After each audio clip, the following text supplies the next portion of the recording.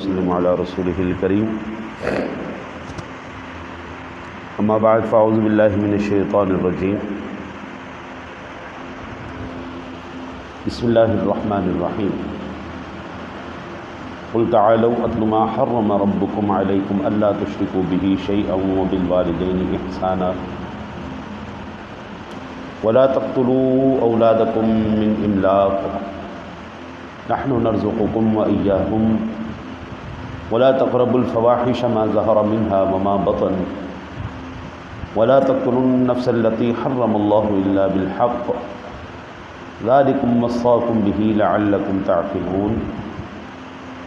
تم فرماؤ آؤ میں تمہیں پڑھ کر سناؤں جو تم پر تمہارے رب نے حرام کیا ہے۔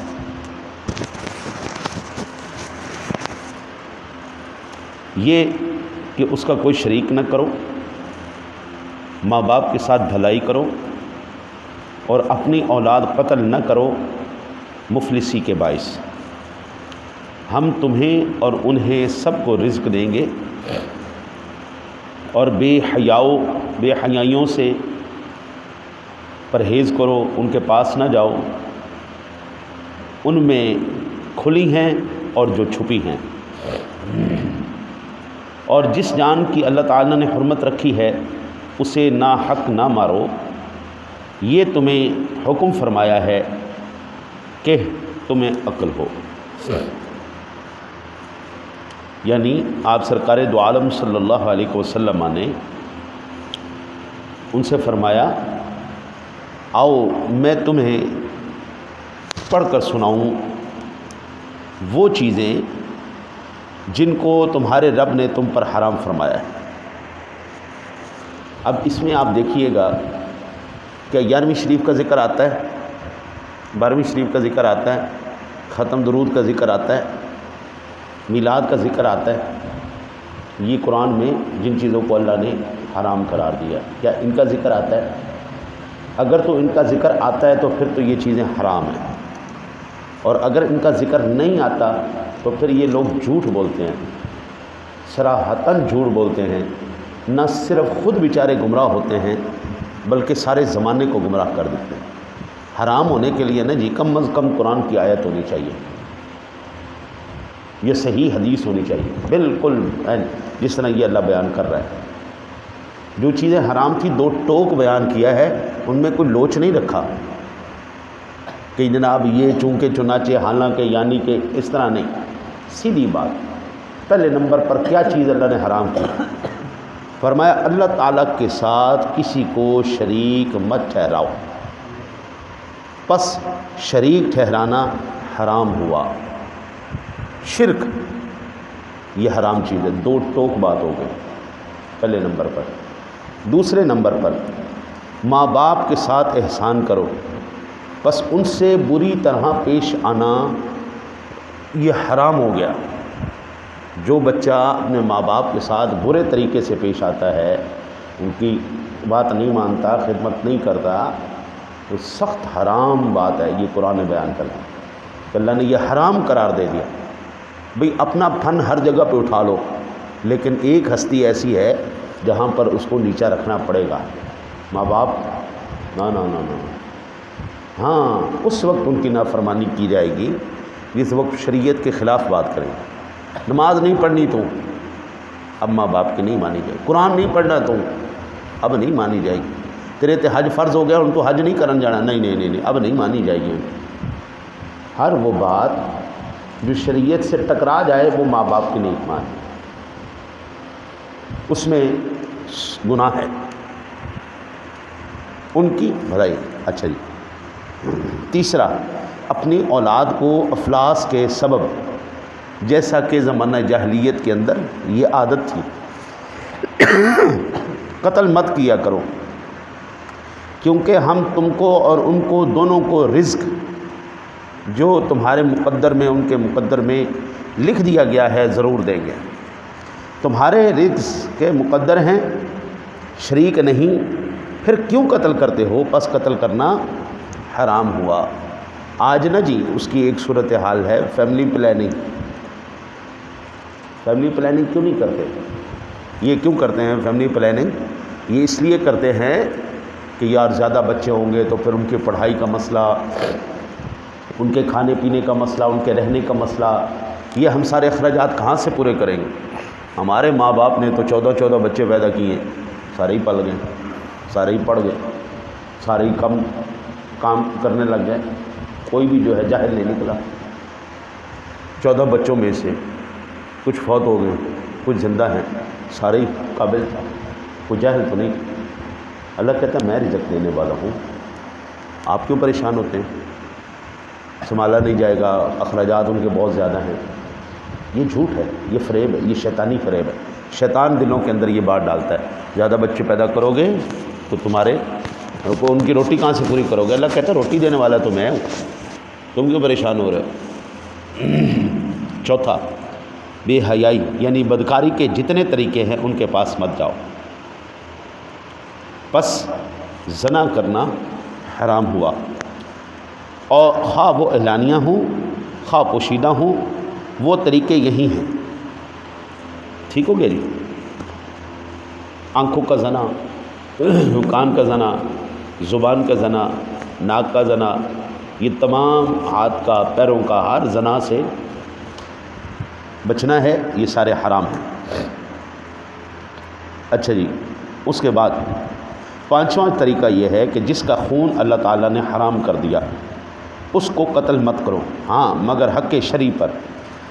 قتل جائز ہے مثلا قصاص یا رجم میں، پس قتل ناحق حرام ہوا۔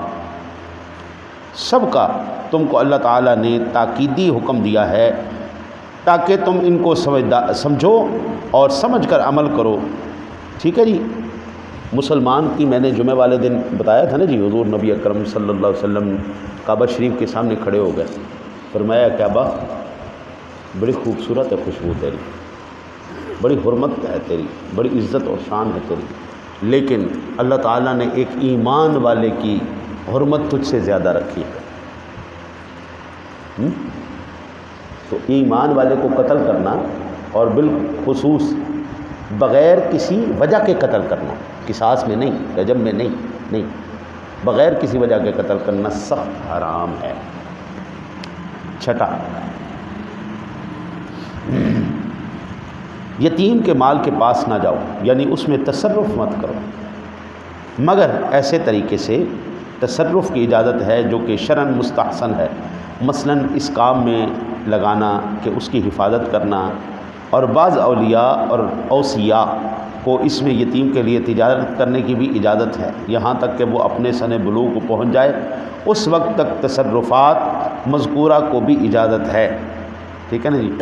پھر اس کا مال اس کو دے دیا جائے بشرطے سفیہ نہ ہو، پس تصرف غیر شرع مشروع مال یتیم میں حرام ہوا۔ یتیم ہو جاتا ہے نا جی کوئی، اللہ تعالیٰ ہر ایک کے اوپر رحم رکھے، تو ماں باپ بھی مر گئے، بہن بھائی بھی مر گئے، رشتہ دار میں صرف ماما چاچا تایا رہ گئے، وہ سارا مال بھی لے لیں، یتیم کو بھی لے لیں، اس کو جو نابالغ ہو، سنبھال نہ سکتا ہو، لے کر اس کے مال کی حفاظت کریں۔ یہ نہ ہو کہ اس کے بالغ ہونے سے پہلے سارا مال ہی ہڑپ جائے، جو اس کے اوپر لگے وہ اگر احساناً اپنی جیب سے لگائیں تو کیا بات ہے، اس کی جائیداد کو نہ چھیڑیں، لیکن اگر لینا چاہیں تو اس حد تک، جس حد تک اس کے اوپر اخراجات ہوں اس حد تک وہ لے سکتے ہیں۔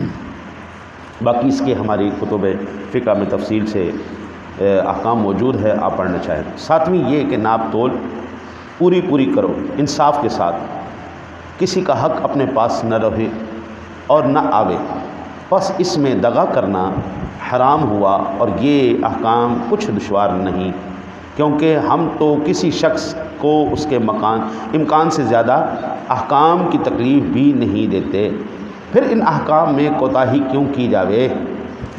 اللہ تعالیٰ جب بھی کسی کے اوپر کوئی حکم فرض فرماتا ہے، یاد رکھیے اللہ تعالیٰ کسی کی ہمت سے زیادہ اس کے اوپر بوجھ نہیں ڈالتا، اللہ تعالیٰ ہر بندے کے اوپر اس کی طاقت کے مطابق بوجھ ڈالتا۔ 8ویں، جب تم یہ فیصلہ، یہ شہادت وغیرہ کے متعلق کوئی بات کیا کرو جیسی قسم یا نظر بشرط اس کے مشروع ہونے کے اس کو پورا کیا کرو، پس اس کا عدم ایفا حرام ہوا۔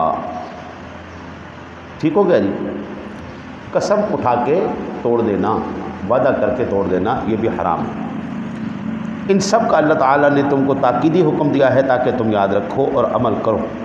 یہ بھی کہہ دیجئے کہ کچھ انہیں احکام کی تخصیص نہیں، بلکہ یہ دین اسلام اور اس کے تمام احکام میرا رستہ ہے، جس کی طرف میں باذن الہی دعوت دیتا ہوں، جو کہ بالکل مستقیم اور راست ہے۔ سو اس راہ پر چلو، دوسری راہوں پر مت چلو کہ وہ راہیں تم کو اللہ تعالیٰ کی راہ سے جن کی طرف میں دعوت دیتا ہوں جدا اور دور کر دیں گی۔ اس کا تم کو اللہ تعالیٰ نے تاکیدی حکم دیا ہے تاکہ تم اس راہ کے خلاف کرنے سے احتیاط کرو۔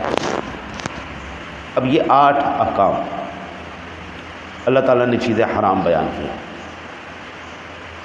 ایک مجھے یہ بتائیں، کہیں پر اللہ تعالیٰ نے یہ لکھا ہے میلاد نہیں منانا، یروی نہیں منانی، بروی نہیں منانی؟ بھئی برائی چھپی ظاہری بیان کر دی، باقی تفصیل انشاءاللہ میں کل عرض کروں گا۔ ماں باپ کے ساتھ، قتل اولاد کے بارے میں، رزق کے بارے میں، فاحش کے بارے میں، نفس کے بارے میں، ہر چیز کے بارے میں اللہ تعالیٰ نے 8 چیزوں کے بارے میں حرام ہونے کا فتویٰ دیا ہے۔ ان چیزوں پر کون زور دیتا ہے؟ رزق حلال کے اوپر آج کون زور دے رہا ہے؟ یہ تو وہ چیزیں ہیں نا جی جو قرآن بیان کر رہا ہے، جن کو صراحتاً کون کہتا ہے کہ تو اگر اپنے ماں باپ کا فرما بردار ہے تو مجھ سے دوستی رکھ، نہیں تو دوڑ جا، تیرا میرا کون، تو حرام کام کرتے ہیں، تو رزق حلال کماتا ہے، سود کے بغیر کام کرتا ہے، اگر تو یہ معاملات کرتا ہے تو ٹھیک ہے، اگر تو یہ معاملات کرتا ہے تو پھر میری تیری دوستی کوئی نہیں۔ اگر سود نہیں کرتا، جھوٹ نہیں بولتا، بے ایمانی نہیں کرتا، قتل نہیں کرتا، یعنی یہ چیزیں نہیں کرتا، زنا نہیں کرتا، شراب نہیں پیتا، تو پھر میرا دوست ہے۔ اگر نہیں کرتا میرا دوست ہے، کرتا ہے، ان کے کون زور دے رہا ہے؟ وہ چیزیں جو اللہ نے حرام کی ہیں نا وہ نہیں بیان کریں گے، بیان وہی کی جائے گی ممبروں سے، ہر جگہ پر ایک شرک شرک شرک شرک، بدعت بدعت بدعت بدعت بدعت، بس یہ 2 چیزیں ان بیچاروں کو لڑ گئی، کھا گئی، ہائے ہائے۔